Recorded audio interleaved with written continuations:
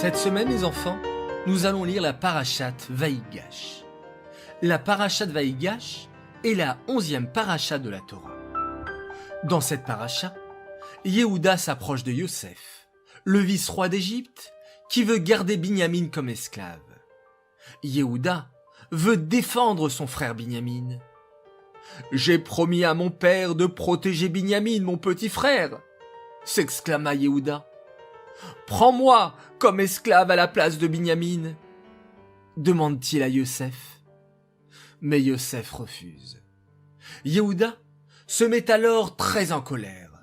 Il est prêt à se battre pour son petit frère Binyamin et même détruire toute l'Égypte, car il est très fort.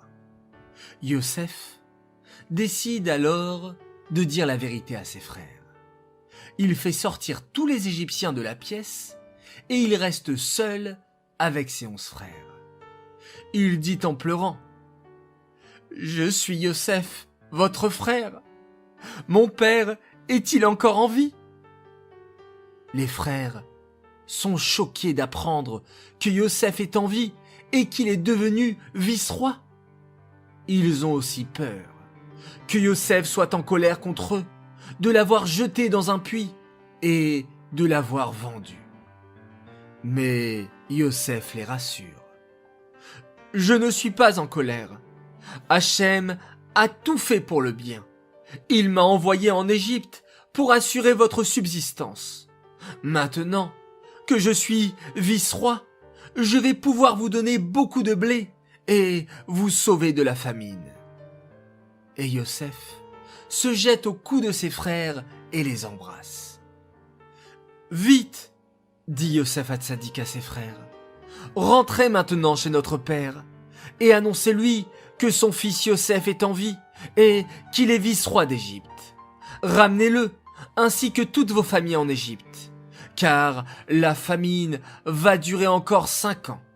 Je vous donnerai la meilleure terre d'Égypte et j'assurerai votre subsistance. » Et Yosef leur donne des provisions pour la route et envoie des charrettes remplies de cadeaux à son père.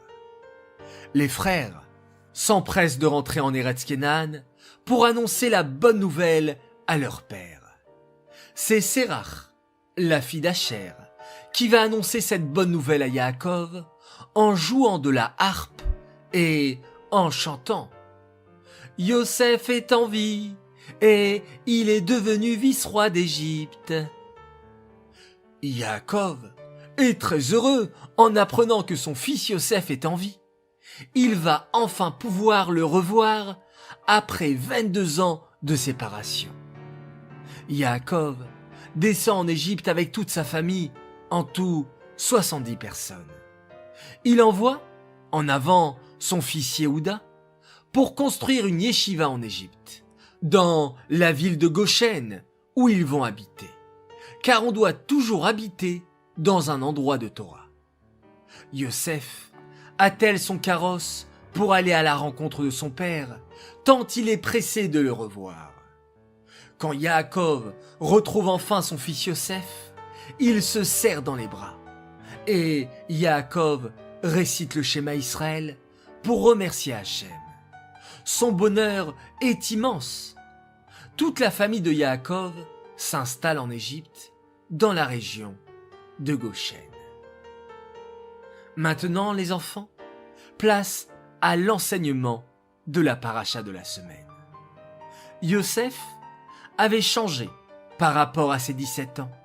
Ses frères ne le reconnurent pas, car ils ne pouvaient pas imaginer qu'un juif puisse devenir vice-roi, s'occuper de tous les problèmes du pays et malgré tout rester attaché à Hachem. C'est pourquoi ils n'eurent pas du tout l'idée qu'il pouvait être leur frère Yosef. En vérité, Yosef était non seulement un vice-roi qui s'occupait de toutes les charges du pays d'Égypte, mais il était aussi un très grand tzaddik.